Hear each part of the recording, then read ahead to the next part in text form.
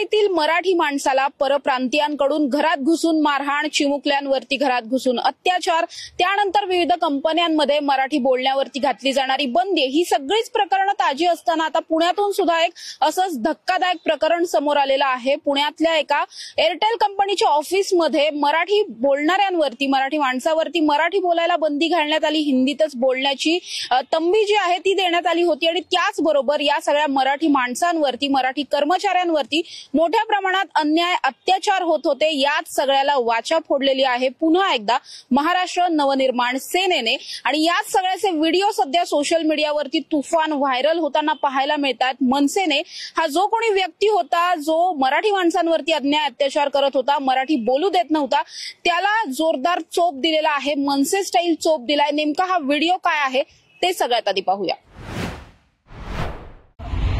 तुम्ही त्यांना 3 महिने पगार देणार नाही, तुम्ही त्यांना कामावर काढणार, हा म्हणतो हे करत ते करत ते करत, समजून सांगा। मला काय इथं भांडण करायचं मूड नाही, तर मी त्याला मारायला आलो नाही किंवा काय, तो काम करायला आला नाही, त्याचं प्रामाणिक काम, तुम्ही रिस्पेक्ट लोगों को दे, रिस्पेक्ट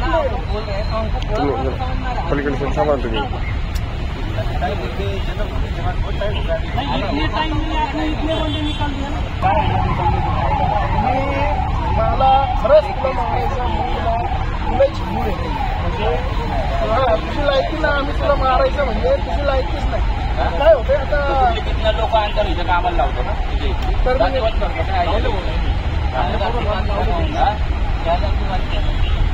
हसतोय काय,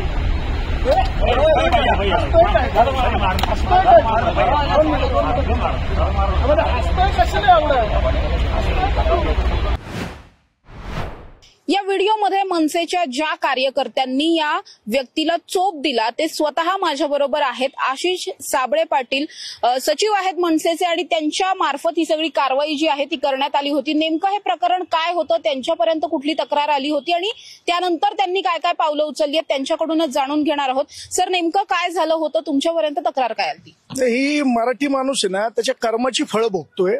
आपण मराठी म्हणून, आपण हिंदू म्हणून आपण एकत्रच नाहीये। आज परप्रांतीय इथं येत आहेत आणि ऑफिसमध्ये मुजोरी करतायत की मी टीम लीडर आहे, माझ्या टीम मध्ये मला मराठी लोक नकोय, माझ्या फ्लोअरवरती हिंदीच बोलायचं। म्हणजे ही काय मोगलाई लागली का की माझ्या फ्लोअरवर हिंदी बोलायचं? आणि मराठी पोरांना 3 महिने त्यांनी पगार दिला नाही। ते गेल्या महिन्यात माझ्याकडे आल्यानंतर त्यांची तक्रार समजून घेतली। समजून घेतल्यानंतर मी तिथले HR हेड, टीम लीडर सर्वांशी बोललो। त्या दिवशी त्या शाबाद अहमदला मी फोन केला, त्याही दिवशी तो बोलताना इतका मस्तावलेला होता की मैं वो देखता हूँ, मैं वो करता हूँ। त्याची जी भाषा होती गुरमीची, मी त्या दिवशीच म्हणलं आता ह्याला जर काय प्रेमाने कळलं नाही तर आपल्याला दुसरा मार्ग सांगावा लागेल। तर ती मुलं सगळी काम करतायत, 3 महिने त्यांना पगार दिला नाही, त्यांच्यावर रेग्युलरली हॅमरिंग आणि त्यांना टॉर्चर होत होतं। वीकली ऑफ नव्हते, दिवाळीपासून सुट्टी नाही, मराठी सणांना सुट्टी नाही। तर 3 महिने ते सगळं त्यांचा जो गोंधळ चालू होता, त्यांनी मला पाडा वाचल्यानंतर मी त्यांना 15 दिवस झाले फॉलोअप घेतोय। त्यांचे सचिन गडशी म्हणून होते, खर्डी म्हणून त्यांचे HR आहेत, त्यांच्याशी चर्चा केली, लिगल टीमशी चर्चा केली। सगळे नुसते वेळ काढूपाना करत होते आणि कोणीही त्या एरोगंड माणसाला, शाबाद अहमदला म्हणजे तिथं प्रतिबंध घालत नव्हतं। काल ती मुलं 2 वाजता त्यांचे पगार मागायला गेली, तो परत उद्धट बोलला, कौन सी भी सेना लेके आओ, मन से लेके आओ, नहीं तो शिवसेना लेके आओ, तुम मनसे के पास जाते हो क्या? जाओ, नहीं देता तुम्हारा पेमेंट नहीं, जो करने काय करो। अशा एरोगन्सी मध्ये बोलल्यानंतर मला हे सगळं समजलं। मी तिथं गेलो आणि त्याला खरंच मारायला गेलो नव्हतो। मी त्याच्याशी जाऊन मी त्याला एवढंच म्हणलं, मित्रा तू बाहेरून आला इथं येतोय, आमची इथं राहतोय, खा पी काम कर आणि निवांत राहा, आमच्या पोरांना त्रास देऊ नको, त्यांचे पगार दे, कष्टाच्या कामाचे पैसे दे। तर कालही बोलताना मला हिंदीच येतं, तुम्ही माझ्याशी हिंदीत बोला। मी म्हणलं तू आमच्या इथं आलाय, तू मराठी बोलायला शिक पहिले। त्याच्यावरनं ते सुरू झालेलं सगळं प्रकरण। त्याच्यानंतर तो म्हणला की मी ह्या 15 लोकांना कामावरून काढतोय, मी UP-वरनं 15 लोक माझ्या गावावरनं घेऊन येतोय, ही पोरं फ्लोअरवर मराठीच बोलतात। तर म्हणलं ती मराठीच बोलणार, जर मराठी मुलं आहेत असा कुठला सरकारचा कायदा किंवा GR आहे का की यांनी हिंदी बोललं पाहिजे? म्हणलं मेरे को समजता नाही तो मैं क्या करू? म्हणलं मग तू निघून जा। त्याच्यावरनं तो जे काय त्याची भाषा फुगिरीची वाटली, त्याला पहिला एक लाफा लावला।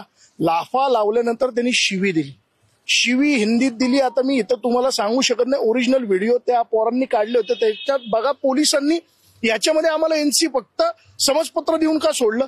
त्यांनी कबूल केलं, मी शिवी दिली, मी पोरांना हॅरेसमेंट करत होतो, मी 3 महिने पगार दिले नाही, तर पोलिसांनी गुन्हा दाखल केला असता ना.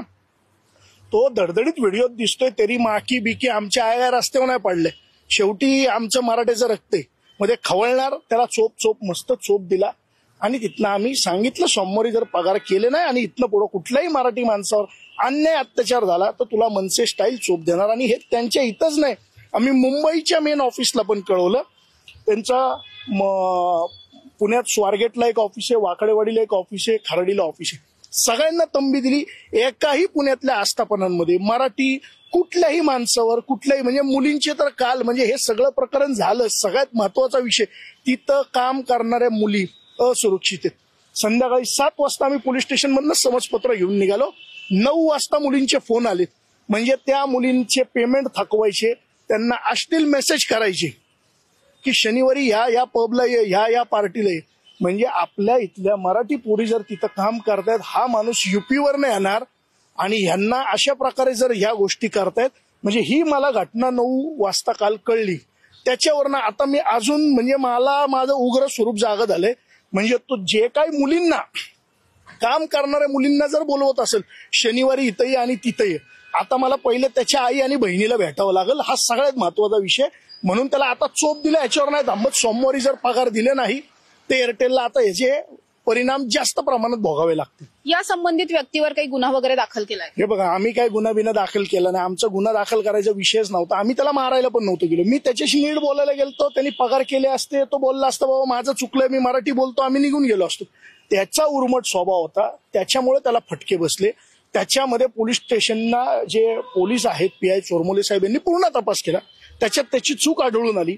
त्यांच्या एअरटेलच्या मुंबईच्या लोकांनी सांगितलं की आमचा माणूस चुकलाय, त्यांनी जर 3 महिने पगार दिले असते, तो जर सगळ्यांशी प्रेमाने बोलला असता, तो जर फ्लोअरवर हट्ट केला नसता हिंदी बोल वगैरे, तर मनसेची लोक गेली असती का, किंवा ही लोक तक्रार गेली असती का. हा तर विषय झालाय मुलींच्या बाबतीतला. जो काही, म्हणजे ह्या महाराष्ट्रात, ह्या पुण्यात जर मुली असुरक्षित असतील, लक्षात घ्या. मी पोलिसांना पण आवाहन करतोय की आम्हाला तिथं जायची गरज पडली नाही पाहिजे. तुम्ही जास्तीत जास्त प्रकारे, जसं दामिनी पथक वगैरे आपल्याकडे होतं, मुली, आज हे प्रकरण झाल्यानंतर एअरटेलच्या ऑफिसमधल्या, बाकीच्या ऑफिसमधल्या मुलींनी कालचे प्रकरण सांगितलं की तिथले HR लोक, सिनियर लोक, तुला ही पोस्ट देतो, तुला इकडे हे करतो, ते करतो, याच्या बदल्यात त्यांना शनिवारी या पबला ये, इकडे ये, अशा प्रकारे जे काय चालू आहे, तर हे माझ्या तर बुद्धीला पटलं नाही. माझी कालपासून तळपायाची आग मस्तकात गेलेली आहे. त्याच्यामुळे माझं उलट पोलिसांना आव्हान आहे की आमच्या बाबतीत तुम्हाला वाटत असेल की काल मला वाटतं की त्या काही अधिकारी म्हणले हे काय कायदा हातात घेतात मनसेवाले वगैरे, आम्हाला ती वेळच यायला नाही पाहिजे. तुम्ही तुमचं चोख काम करा. तुम्ही आता ज्या काय मुलींना प्रॉब्लेम होते तुम्ही शोधून काढा. अशा मुली समोर येतील आता तुमच्या. मी पण काल सगळ्यांना, मला जेवढे फोन आले, मी त्यांना म्हणलं ताई तुम्ही पहिले पोलिसांमध्ये तक्रार करा. तुम्ही आमच्याकडे येता, आम्ही ऍक्शन मोडवरती जातो, तिथे गेल्यानंतर आमचा हात सुटतो. आम्हाला अन्याय दिसला की आम्ही लाद घालतो. तर पोलिसांना किमान कळवा, त्याच्यानंतर आम्हाला काय करायचं ते आम्ही तुमच्यासाठी करू. पण पुण्यात आणि महाराष्ट्रात आता हे जे काय प्रकार चाललेत, म्हणजे येणारा काळ भविष्य 10, 15, 20 वर्षात अशी जी काय बाहेरून लोक येतात, पुणे, महाराष्ट्र असुरक्षित आहे, एवढंच मी तुम्हाला सांगतो. नक्कीच आपण बघतोय की पुणे आणि महाराष्ट्र असुरक्षित आहे. इथले कामगार असुरक्षित आहेत. इथल्या महिला कामगार ज्या आहेत त्या सुद्धा असुरक्षित आहेत. म्हणजे अगदीच मराठी बोलू नये इथपासून सुरू झालेली ही सगळी गोष्ट ती अश्लील मेसेजेस पर्यंत येऊन थांबतीये. पगार न करणं असेल, अशा अनेक घटना आहेत ज्या पुण्यासह राज्यभरात अनेक ठिकाणी घडताना पाहायला मिळतात. परप्रांतीयांकडून केले जाणारे हे सगळे जे काही अन्याय अत्याचार असतील किंवा मग मुजोरी असेल ती वारंवार वाढतानाच दिसून येते. या सगळ्याच्या विरोधात मनसेने पुन्हा एकदा आक्रमक भूमिका पुण्यात घेतलेली पाहायला मिळते. त्याचबरोबर राज्यभरात सुद्धा अशा प्रकारच्या घटना आढळल्यास आम्ही अशाच आक्रमक भूमिकेत नेहमीच राहू असं सांगताना मनसे आपल्याला पाहायला मिळते. या प्रकरणात सध्या तरी हा जो कोणी आरोपी आहे, संशयित आहे, त्याला सध्या पोलिसांनी समज देऊन सोडलेला आहे. मात्र त्याने जर पुढच्या 3 ते 4 दिवसांमध्ये सगळ्यांचे पगार केले नाहीत आणि त्याचं हे जे काही वर्तन आहे ते सुधारलं नाही तर मात्र मनसे पुन्हा एकदा आक्रमक स्टाईलने या सगळ्याच्या विरोधात अन्याय जो आहे तो खोडून काढण्यासाठी आंदोलन करताना पाहायला मिळेल असा इशारा सुद्धा देण्यात आला. त्यामुळे या प्रकरणात आता पुढे काय होतं हे पाहणं महत्वाचं असणार आहे. कॅमेरा पर्सन निलेश सह Samruddhi Jadhav, top news Marathi, Pune. Tours and travels विश्वातील एक विश्वसनीय नाव मँगो हॉलिडेज घेऊन आले आहेत धम्माल फॉरेन टूर्स खास तुमच्यासाठी.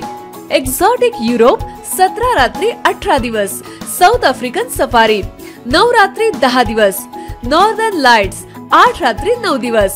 दुबई अबुधाबी 5 रात्री 6 दिवस. व्हिएतनाम कंबोडिया 8 रात्री 9 दिवस. तर आजच आपली सीट बुक करा आणि आपल्या फॉरेन टूर्स मेमोरेबल करा. मँगो हॉलिडेज म्हणजेच अविस्मरणीय सहलीचा अनुभव. मँगो हॉलिडेज, 4था मजला, स्वोजिस कॅपिटल अतिथी रेस्टॉरंटच्या वर, लॉ कॉलेज रस्ता, पुणे 4. संपर्क पुणे 83 839 505 किंवा 80 80 81 74 54.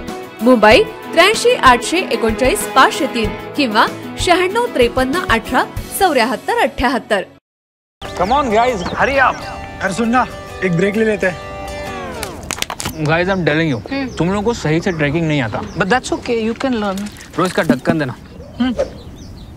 ये रेड वाला है, सही वाला देना. अबे ढक्कन,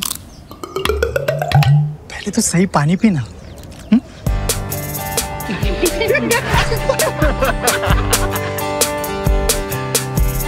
Manikchand Oxyrich, proudly Indian.